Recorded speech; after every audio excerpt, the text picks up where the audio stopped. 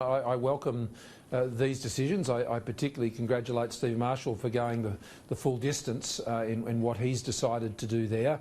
I think South Australia will benefit greatly from that, but equally I welcome the changes that have been made with Queensland. I look forward to more in the future. As we further open up Australia, we're seeing a real improvement in case numbers in Victoria, but we're not there yet. New South Wales's results have been tremendous, and of course the ACT, well, they haven't had a case for a very long period of time. So I think these are common sense changes, not before time, and I think that will just further assist getting people back into jobs and making sure that we live alongside the virus and not have the virus dictate how we live.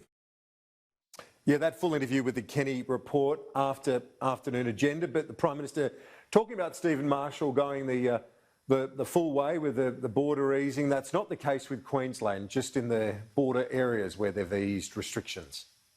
Yeah, great, Kieran. I can go to Barossa but not Port Douglas, but only if cases, community transmission doesn't happen again in New South Wales, according to Stephen Marshall, I believe. But Kieran, with the opening of the Queensland border to Byron Bay in northern New South Wales and South Australia's impending border opening to Sydney, here's an interesting fact about Queensland's border closures.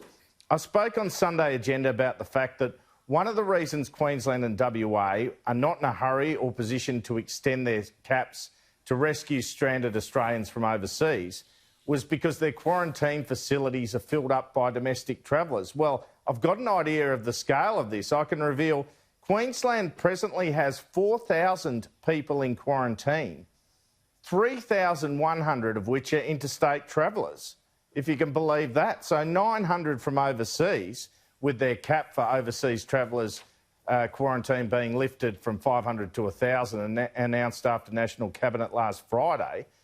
But you've got these 3,000 from interstate because of Anastasia Palaszczuk's border closures. So when you consider New South Wales's international quarantine program is being lifted from 3,000 to 3,500, it is quite some comparison. Now, Queensland sources tell me they are not meeting their international cap currently. So their argument is it's a lack of international flights that are the problem as much as the quarantine cap, Karen.